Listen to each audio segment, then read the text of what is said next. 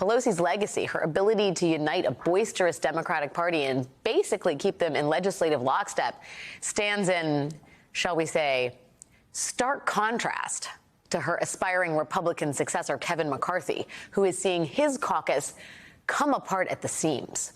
And while McCarthy figures out whether he will even have enough votes to become Speaker in January, his party is becoming ever more extreme. Already, House Republicans say they plan to investigate Homeland Security Secretary Alejandro Mayorkas. Yesterday, 20 Republican members of Congress gathered to call for impeaching the secretary.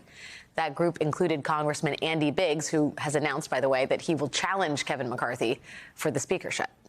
Other Republicans in the conference, like Marjorie Taylor Greene, have called for investigating Speaker Pelosi over the allegedly unfair treatment of January 6th defendants. And Kevin McCarthy, what's he doing in all this? He is showing willingness to entertain these requests. Despite previously saying that no Biden official deserved to be impeached, McCarthy is now calling for Mayorkas to resign. And today he defended his colleagues in the House who defied subpoenas from the January 6th committee.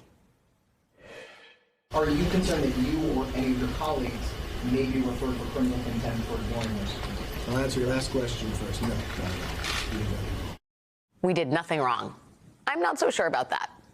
Because this week we learned that 34 Republican members of Congress were texting White House Chief of Staff Mark Meadows with strategies and conspiracy theories, all in an attempt to keep Donald Trump in office after he lost the 2020 election.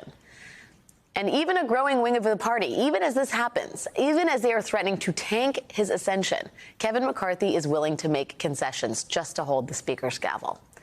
All while the party's standard bearer, Donald Trump, is whipping votes for McCarthy. The New York Times reports that Trump has been working the phones to press House Republicans to vote McCarthy for speaker. But even Trump cannot seem to stem this revolt. The opposing Republicans' top demand of McCarthy has been a snap vote to push out the speaker at any time, which is a lot like electing someone under the provision that they can be unelected at any time. It is not exactly a win, which is probably why Kevin McCarthy has said he is not down for that. As far as his secret weapon, Donald Trump, well, Trump is less popular than ever. 61% of Republican voters say they would prefer a different nominee run with Donald Trump's policies over just Donald Trump himself. And that might be why Trump is teasing a major announcement tomorrow, writing on Truth Social, quote, "America needs a superhero." The problem here, of course, is that more Republican voters appear to think that hero is Florida Governor Ron DeSantis and not Donald Trump. Ron DeSantis is trouncing Donald Trump in hypothetical matchups.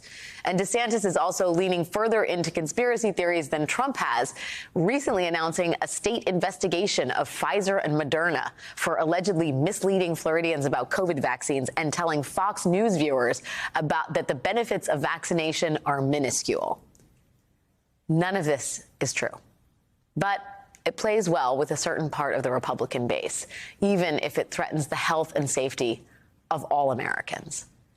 Republicans seeking power are willing to play requests, all of them, to get that power, come what may.